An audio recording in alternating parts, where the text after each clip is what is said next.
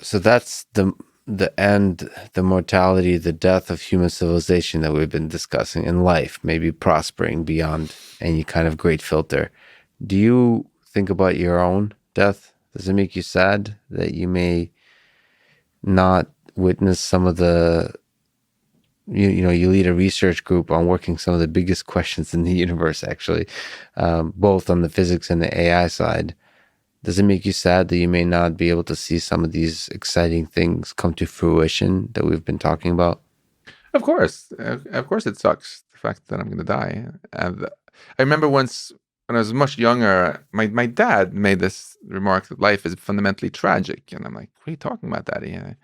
But then many years later, I feel I totally understand what he means. We grow up, we're little kids, and everything is infinite, and it's so cool. And then suddenly we find out that actually, you got to only this is you're gonna get game over at some point. Uh, so of course it's something that's sad. Uh, Are you but I think afraid?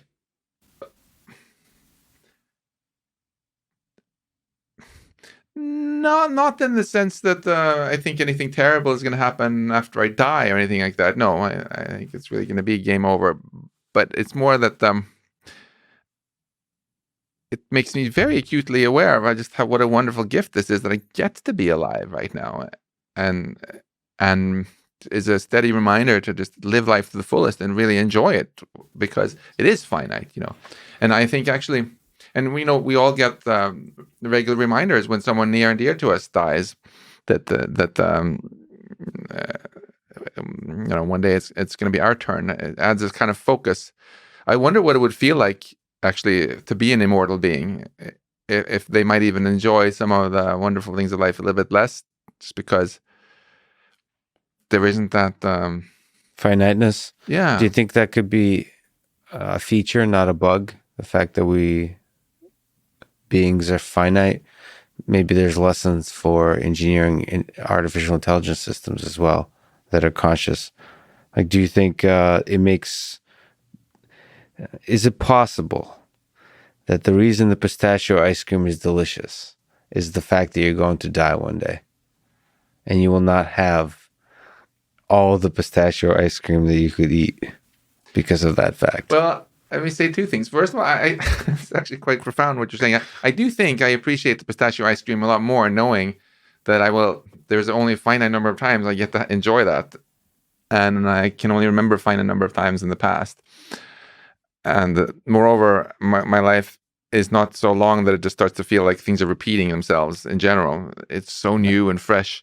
Um, I also think, though, that death is a little bit overrated in the sense that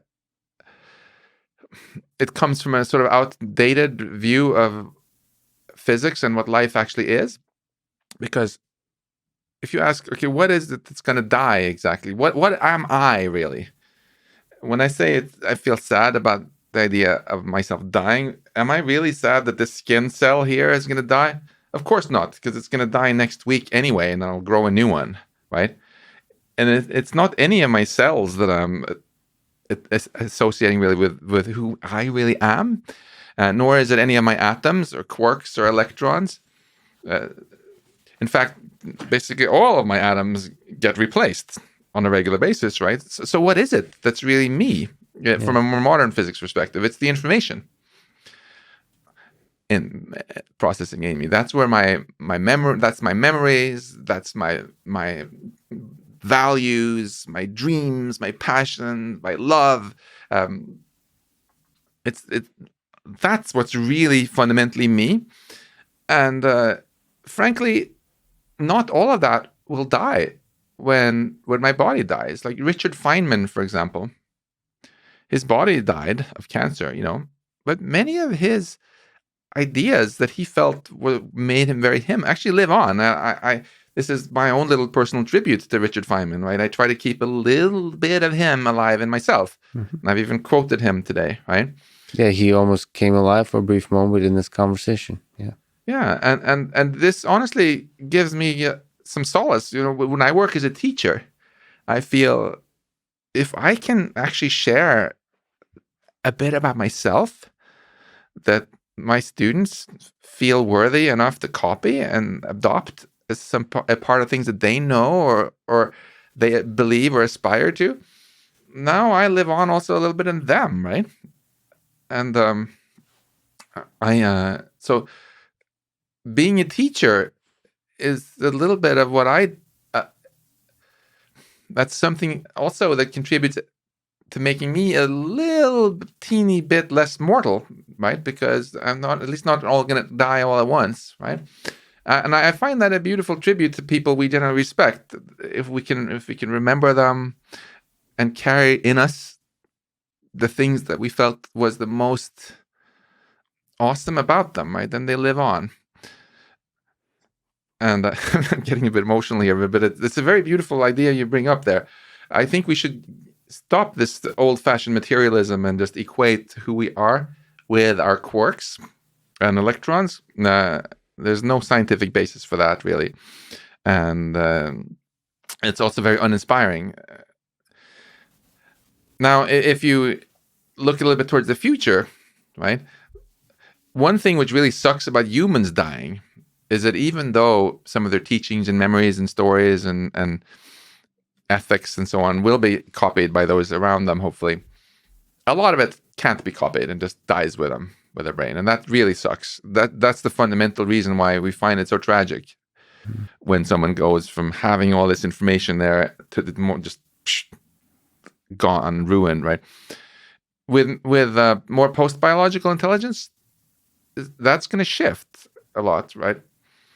The only reason it's so hard to make a backup of your brain in its entirety is exactly because it wasn't built for that, right? Mm-hmm. If you have a future machine intelligence, there's no reason for why it has to die at all. If it wants to if you want to copy it, whatever is it, into some other quark blob, right? You can copy not just some of it, but all of it, right? And so in that sense,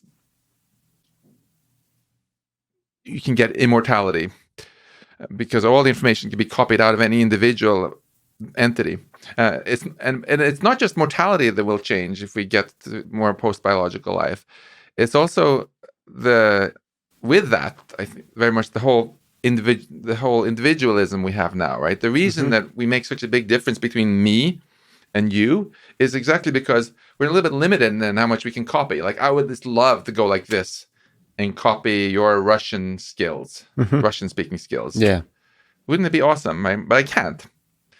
I have to actually work for years if I want to get better on it. And but if we were robots, just copy and paste freely, then that loses completely. It washes away the sense of what immortality is, and also individuality a little bit, right? We would start feeling much more.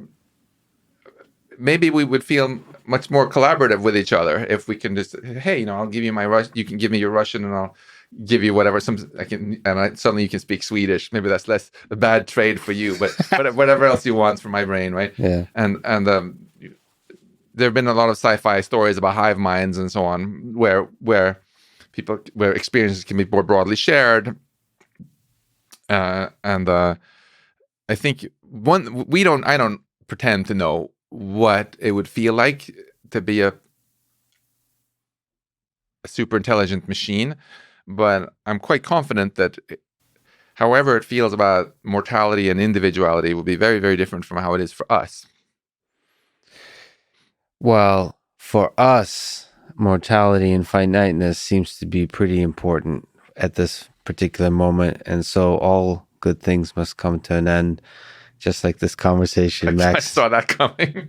Sorry, this is the world's worst transition. I could talk to you forever. It's such a huge honor that you spend time with me.